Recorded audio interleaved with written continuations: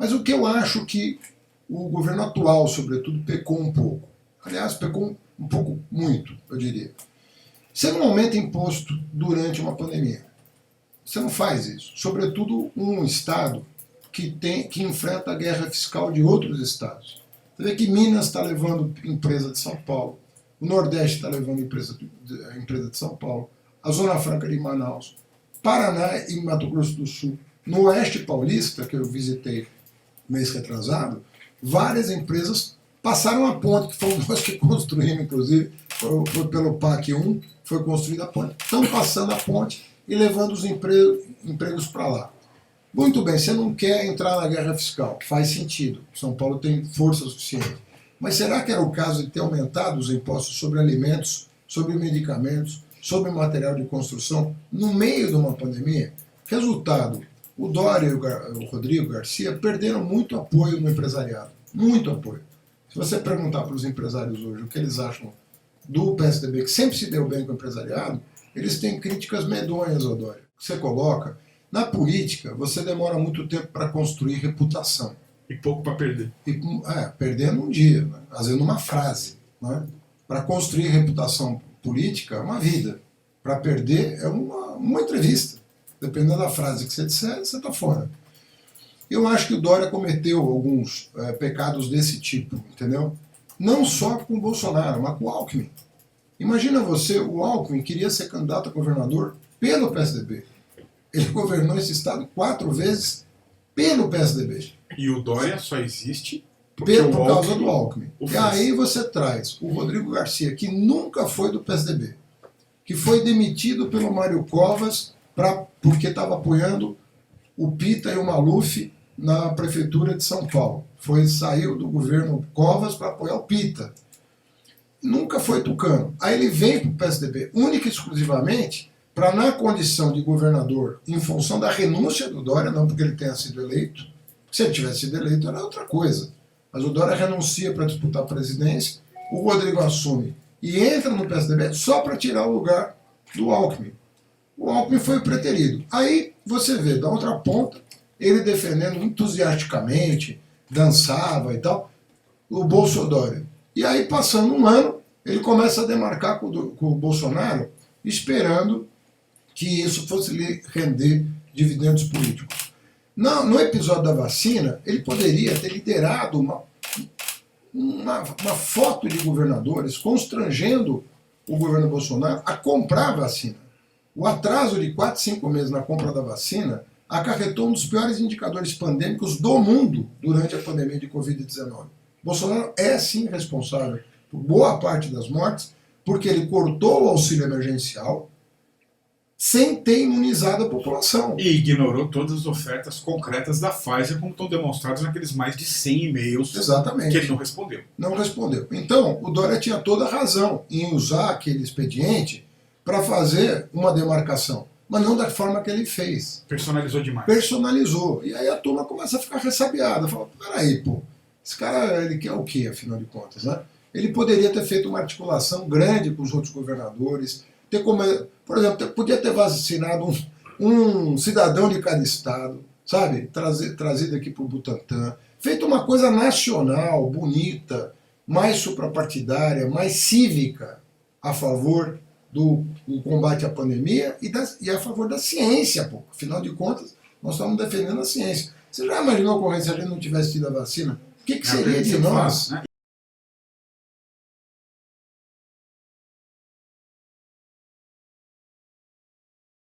Eu passei a vida inteira passando férias no interior. Então, onde? Votuporanga, Andradina, os Haddad de Votuporanga, os Haddad de Andradina, os Haddad de Monte Alto, os Haddad de Jundiaí são todos meus parentes. Os outros Haddad são de outras famílias Haddad. Nem todo Haddad é parente. Tá? Mas todo Haddad tem origem síria ou libanesa? Síria ou libanesa. Em geral, libanesa. Mas tem sírios Haddad também. Bom, por que eu estou te dizendo isso? Porque não só eu sou filho do interior, metade da minha família é do interior, como quando eu era ministro da Educação, quem criou o Instituto Federal de São Paulo? Eu criei o Instituto Federal de São Paulo, que hoje tem 65 mil alunos, 80% no interior. O SISU abriu as portas dos jovens do interior para as universidades federais do Brasil inteiro. Hoje você faz o Enem na porta da tua casa e com a nota do Enem você vai, se matricula em qualquer universidade pública do país, porque você tem o Enem. Pergunta quantas creches do Pró-Infância foram construídas no interior de São Paulo. O Pró-Infância é um programa que eu criei. Quantas creches foram construídas no interior de São Paulo? Mais de 700 creches. Quantos ônibus escolares foram distribuídos para prefeitos do interior pelo caminho da escola? Outro programa que eu criei. Mais de 1.500 ônibus.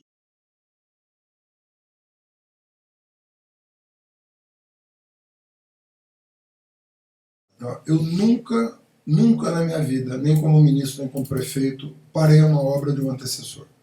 Não existe isso. Isso aí é um crime. Devia ser penalizado. Nunca parei. Fizeram muito comigo, viu? Pararam muita obra que eu deixei em curso com dinheiro em caixa, inclusive. Muito. E isso eu acho um pecado. Porque toda obra parada é um problema. Aquilo ali já foi investido e não está rendendo nada para a sociedade. Então eu não faço isso. Pega uma obra, eu passei 8 anos no MEC. Olha, o governo Bolsonaro está no 5º ministro da Educação em 4 anos. Eu passei 7 anos como ministro da Educação e mais um como secretário executivo.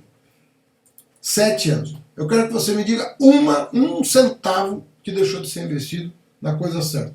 Essa bandalheira que está no MEC hoje nunca aconteceu. Recebia muito pastor ali para conversar? Eu recebia todo mundo que pedia audiência. E nunca perguntei a religião de ninguém. E nem o partido político, e nem o time de futebol. Eu atendia lá, porque na minha cabeça eu estava atendendo a comunidade que ele representava. O prefeito, quem quer que seja. Eu sempre pensava na criança que dependia de uma decisão minha para ter o seu direito garantido. Nunca perguntei. Não tem um prefeito desse país, são 5.563 na minha época. Agora tem 5.570. Na minha época era 5.563. Eu não deixei de fazer convênio com um prefeito. Eu fiz convênio com 5.563 prefeitos.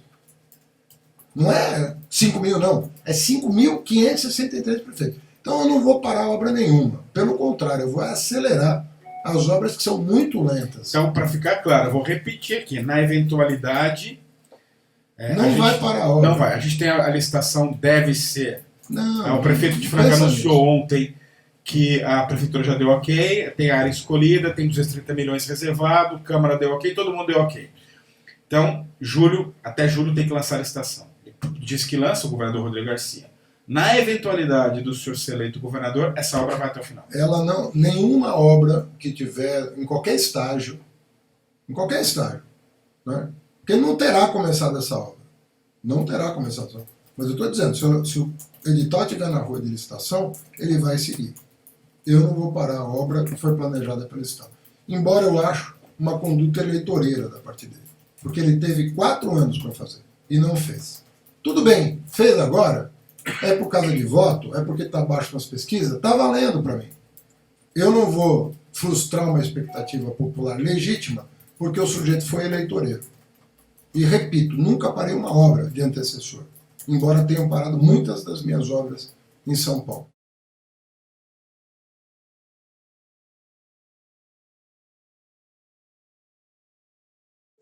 A maior preocupação que eu tenho, eu acho que São Paulo precisa acordar para um fato muito grave, que é a concepção de segurança pública do Bolsonaro. A concepção de segurança pública do Bolsonaro é um desastre para São Paulo. Simples é o padrão que ele ajudou a construir no Rio, que é o padrão de milícia protegendo a cidade.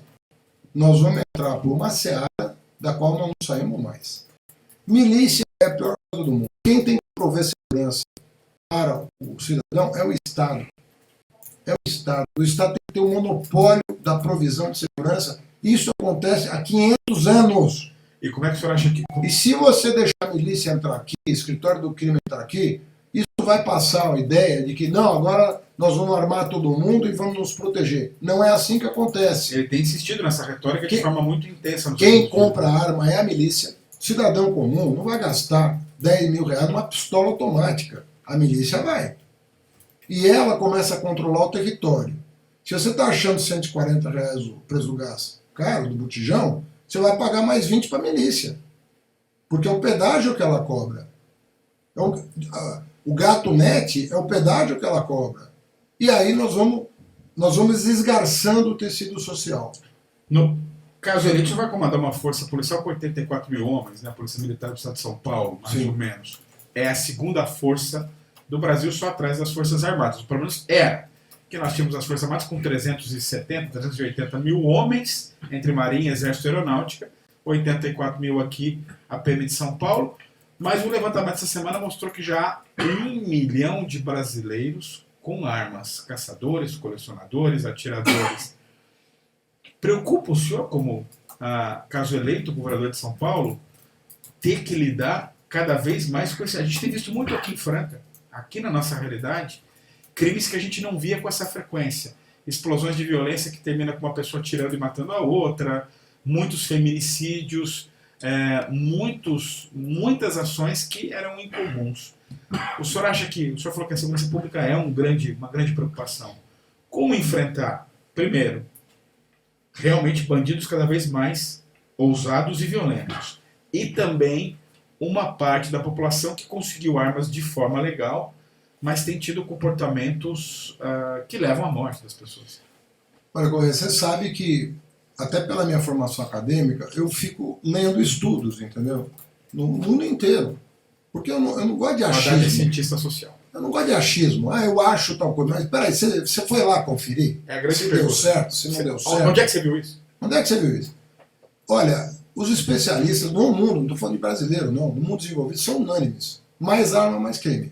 Ponto. A correlação é direta. Mais arma, mais crime. Mais arma, mais crime. O que eu estou propondo? Eu estou propondo um projeto que é transformador.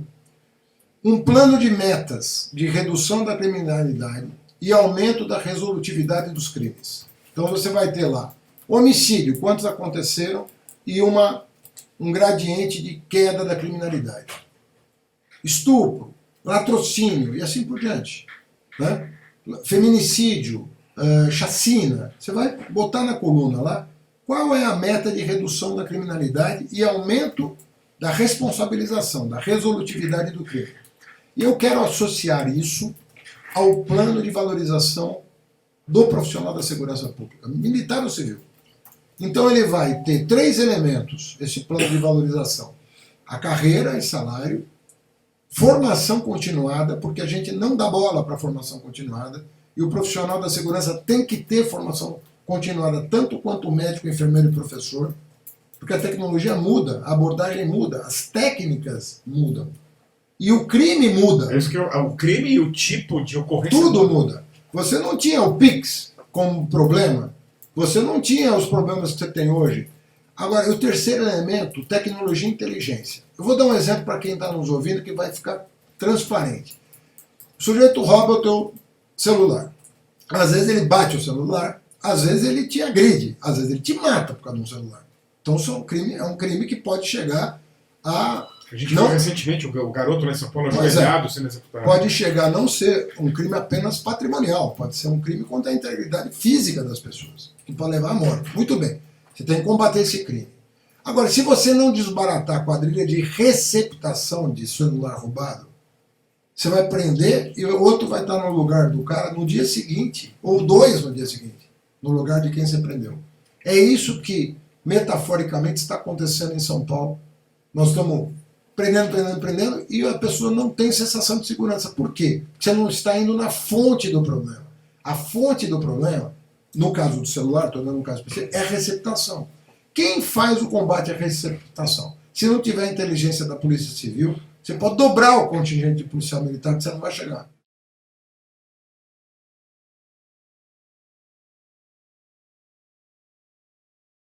Primeiro, a proposta do Bolsonaro.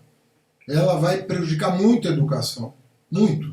Porque ele está querendo fazer caridade com o dinheiro dos outros. Isso em primeiro lugar. Aí ele está querendo vender a Eletrobras, que vai ter consequências na conta de energia elétrica muito rapidamente, para usar o dinheiro no período... O pior não é nem O pior é queimar um ativo para pagar o negócio que vai continuar gerando problema no ano que vem. É isso. Então, essa proposta, de novo, essa coisa às vésperas da eleição, para tentar. Tá, eu tô ruim nas pesquisas, vou fazer uma loucura para ganhar. Isso vai prejudicar o país. Ele teve 4 anos para cumprir o que prometeu. E foi aumentando o preço. Por que ele aumentou tanto o preço do combustível? Às vezes, isso eu não vejo no noticiário. O Banco Central perdeu o controle do dólar. Qualquer pessoa sabe quanto que o Bolsonaro herdou o dólar, quanto que ele vai entregar. Quando você perde o controle do dólar, e Aliás, aí...